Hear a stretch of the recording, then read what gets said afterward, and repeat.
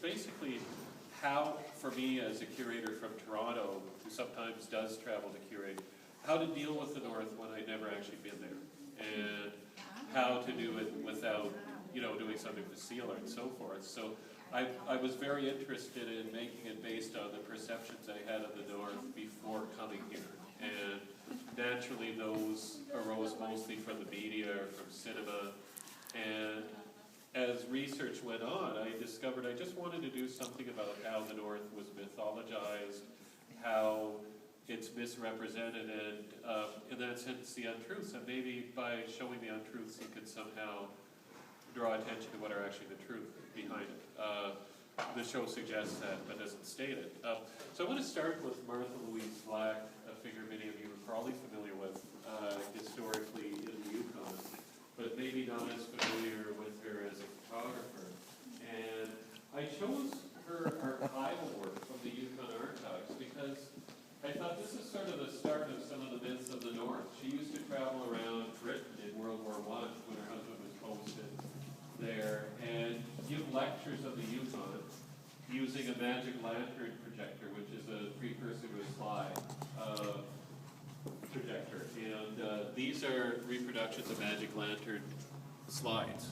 And she'd give a talk on all the positives of the Yukon, which is good because she was trying to sell it. She later became a member of Parliament. But at the same time, if you read her autobiography or ghostwritten one, she went through a lot of hardships. None of it is really shown in the pictures. And I wanted to show this idea that there's this portrayal of the North, be it Yukon or elsewhere, as idyllic. Yet in literature, such as in her autobiography or various other pieces of Canadian literature, it's shown more so to be a harsher place. A place where you have to survive, or to use survival, to use Margaret Atwood's book title on that topic. So I was very interested in how images, you know, say Emily Carr's totem poles versus her writing, which does talk about Native poverty, this difference in art and literature. So I wanted to create, again, works of art that show the mythology or drew attention to it. Also realizing is, coming from the South, most, again, of my perceptions of it were from the media. So I wanted to draw attention to what kind of media can be used to portray the North. And in today, as opposed to 1910 to 17, we've got 3D technology. Has a bit of a similarity, I suppose, to the hand tinting, but just the same contemporary technology, or reasonably contemporary. And again, it also distorts a real image of nature and draws attention to, you know, a lot of virtual technology of the web. Will the web eventually replace, for some people, travel? Will the web be a way of you feeling you have a simulated place or a simulated nature or a simulated North? So I wanted to put this 3D stuff. I also like the idea of having an interactive element to the show where people can participate and become involved. You know, be it a blog about the topic, or be it, in this case, an artwork you can actually become part of. Thirdly, in this section, I included 3 comic books. One I first found in a Mennonite village antique store, but they're Sergeant Preston of the Yukon from the 1950s. And again, it builds up, you know, what myth of the North is not without a bounty in it. It builds up that whole idea of what we've been, you know, what people in the South have perceived as the North, and basically how it has shaped people in the North, you know, generally their lives and stuff. So I wanted to include those and get the sense that you don't necessarily have to include strictly works of art at an art exhibition. You can have contextualizing factors and stuff like that. There's also stereoscopic views, I should say, of the North through Mark Bergman's work, who also created those. So again, the idea of technology, in this case older, more obsolete technology, changing our perception.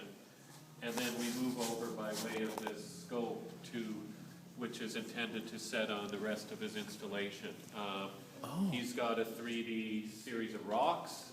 You can view them through there. They look incredibly real. And he has a little gold bracelet. Of course, we look at rocks and then we look at gold, the product of the North and South. And it draws a bunch of different connections between the industrialization of the North, between the you know, the gold rush that Martha Black experienced compared to how you see it in a Burke store somewhere not in the north and so forth. And he raises those issues. These pieces over here, if I can move a little bit, draw attention to native myths of the north. This is by a very well-known artist from Vancouver named Brian Eugen, who's been showing all across the world as a gallery dealer in New York. He did this piece called Bay of Spirits. It's actually called Native Art Galleries, the title of the piece, but the title on the sign is Bay of Spirits Gallery. Basically for a fake native crafts shop. So the idea of drawing attention here, and these images by Yukon artist Joseph Tisiga, who's now living in Halifax, draw attention to misconceptions of the North via native craft and native stereotyping. And I also like the idea of just putting this sort of retail sign in it, because you're dealing with a public art gallery that has apparently more of a level of seriousness and so forth versus the craft store. And it raises the kind of art craft debate in an interesting way. So a few things come out of that. These sets here, which work quite nicely together, are Tony Hafkenschid, who's a Dutch-Canadian artist living in Toronto, and he does what's technically called tilt-shift photography, which is basically a distortion. You could get a special lens, but he did it by just playing around with his existing equipment.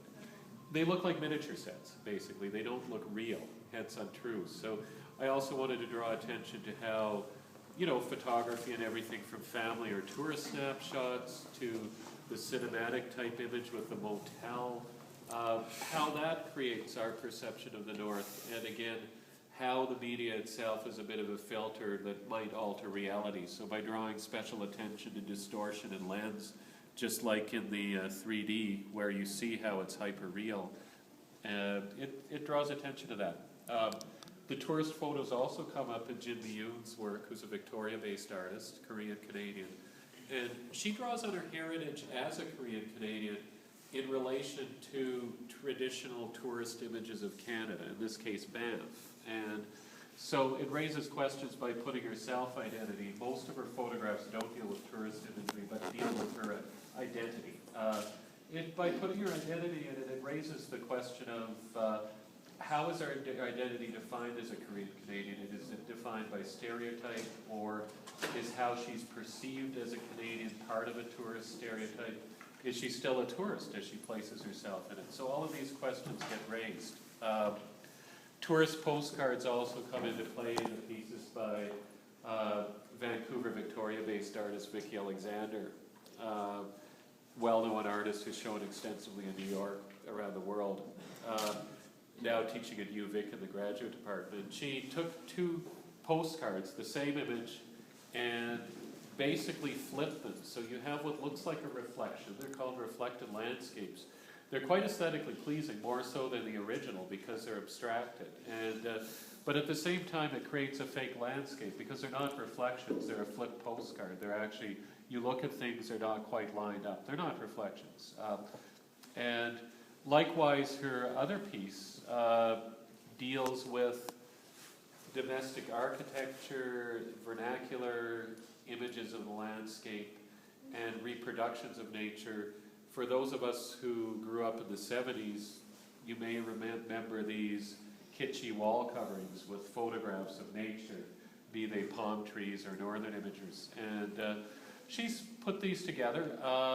The images of the North obviously are fake. She also draws attention to how, you know, land and nature is tied into the home, how it's tied into architecture, how it's tied into media. And if you look at the actual structures of the panel, how it's tied into minimalist art and those kind of very simple pared-down forms. So a number of things going on.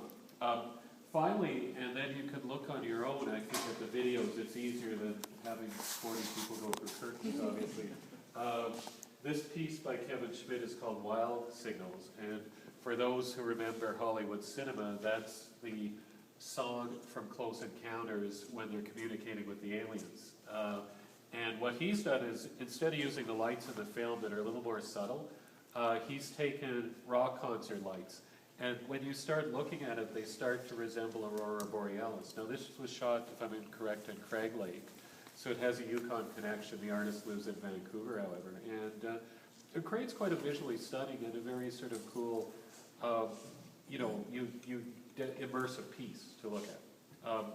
Finally, a much quieter video, and the last piece that I'll talk about is Mark Lewis's Algonquin Park Early March. He represented Canada in the 2009 Venice Biennale, which is pretty well the key international exhibit, the Cannes Film Festival of the art world. So he's doing very well. He lives in London, England now. He teaches at St. Martin's School, I believe, in the graduate department. And he shot this film in real time in Algonquin Park, and very slow, I can't remember the filming term, up and down pan basically. It starts in the sky, gradually goes down towards the landscape, and at the end of it you see this sort of serendipitous happening where there's these skaters on a rink and stuff, and you see this sort of bucolic little northern sea.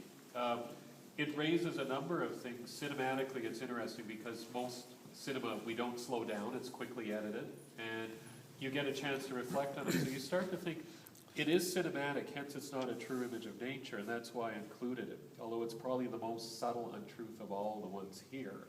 But it also makes you think, how do we look in the 21st century at the legacy of the Group of Seven, and painting and whatnot?